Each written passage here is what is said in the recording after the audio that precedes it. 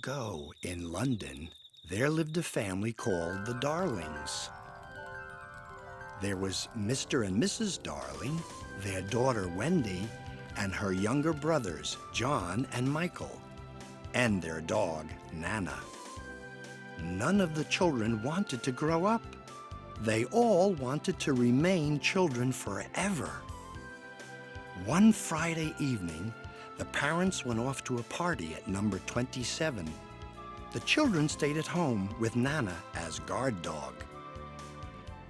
Their mother wore a gorgeous dress and fine jewelry. Their father was fashionable in his bow tie. Wendy, we're counting on you now. Okay. Their mother and father left for the party. The stars are so exciting. Will Peter Pan visit us tonight? Peter Pan was a little boy who lived in Neverland, and he could fly. John, Michael, and Wendy were looking at the starry sky when... Wow! It was Peter Pan, and with him, shining brighter than the stars, his fairy friend Tinkerbell.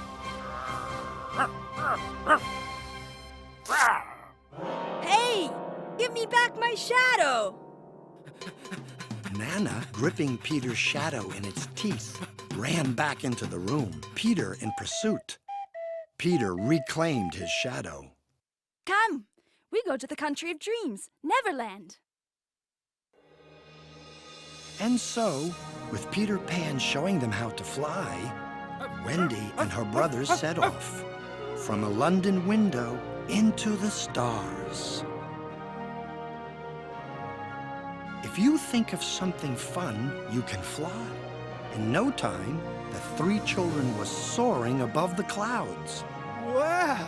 This is high! We're so high!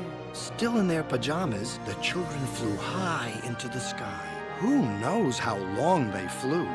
In the middle of a vast blue ocean, a tiny island appeared. Look, anchored in the inlet, there, a pirate ship. Oh no! It's Captain Hook! They're on deck. Captain Hook's attire was as splendid as a king's, and with his pipe in his mouth and his aristocratic airs, he cut an impressive figure. But he was a cruel pirate, the fiercest in the Caribbean, and the most feared.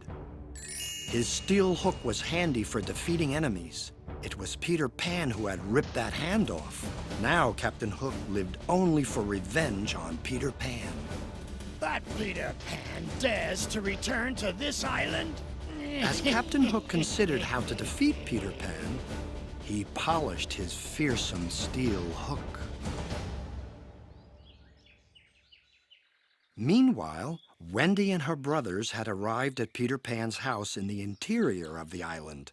It was carved out of a tree, like a house in a fairy tale. Here lived Peter Pan with a group of lost children. The children all wanted a mother. Please be our mother. Oh, all right. As long as you live in Neverland, you'll always be a child. On this island, there's no end of fun. We have pirates and Indians, too. Meaning lots of adventure! All right, first off, we go to the Lake of the 100 Mermaids. But be careful. Don't let them pull you into the water. They left on a moonlit night. Gorgeous mermaids were at the sparkling lake, combing their hair. Well, there they are. Mermaids galore sitting on those rocks. And they're all my friends. I'll introduce you. While they were all Peter's friends, Wendy was a stranger to them. Hey! So they splashed her and teased her. Just then, Peter noticed something. Hey, that's Tiger Lily from the Pickaninny tribe. This is bad. They're taking her to Captain Hook. I've got to help Lily. Peter sent word he would fight Captain Hook. Their hour of battle arrived. Captain Hook had lured Peter Pan into a trap. When the duel was about to begin, a crocodile that had swallowed a watch now approached, smelling blood. From its stomach could be heard tick-tock. The crocodile wanted nothing better than to eat Captain Hook. Curses! It's a crocodile! I'll be eaten! The duel is postponed! It was Captain Hook's weak point, so Peter Pan was able to release Tiger Lily. That cursed Peter Pan! I'll teach him to underestimate Captain Hook! So, this time we go to find Peter Pan's hideaway. We'll get Wendy and those kids. All right, me hearties? No blunders now! Go! That night, Peter Pan was invited to a party held by the Picknannies. Tiger Lily's father took a liking to the valiant Peter Pan. Peter, how did you like to marry Lily and become my heir? Wendy overheard and grew sad. She decided to return home to London. Boys, tomorrow let's go home.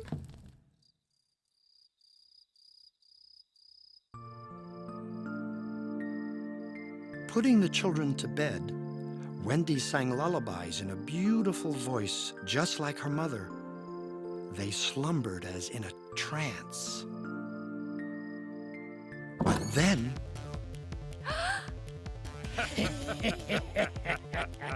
Hook and the pirates pounced upon the children and bound them with ropes, then carried them off to their pirate ship. It was Tinker Bell who had told Captain Hook the whereabouts of the treehouse, because she was jealous of Wendy. Peter, who knew nothing of all this, was shocked when he came back home. This is Hook's doing. I've had just about enough of him. Peter leapt out of the forest in a single bound and flew straight for the pirate ship. At the ship, Captain Hook was already forcing Wendy and the children to walk the gangplank to a watery grave. In the water, a hungry crocodile awaited them. So, who wants to go first? Wendy, how about you? Just as Captain Hook was about to push her overboard, Stop! Peter Pan arrived. Peter Pan and Captain Hook began to fight fiercely. Tinker Bell freed Wendy and the others from their ropes and helped them escape. Hook swung his sword and steel hooked viciously, but he couldn't hurt a little boy who could fly. Finally, when Captain Hook tried to shove Peter Pan into the water, but fell in himself, the hungry crocodile swallowed him in a single gulp.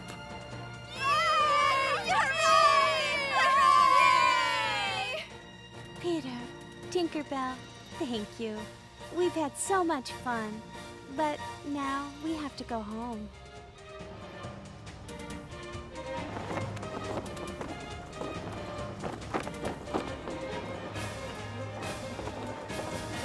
Peter Pan, Wendy, and the boys set sail for London in the pirate ship.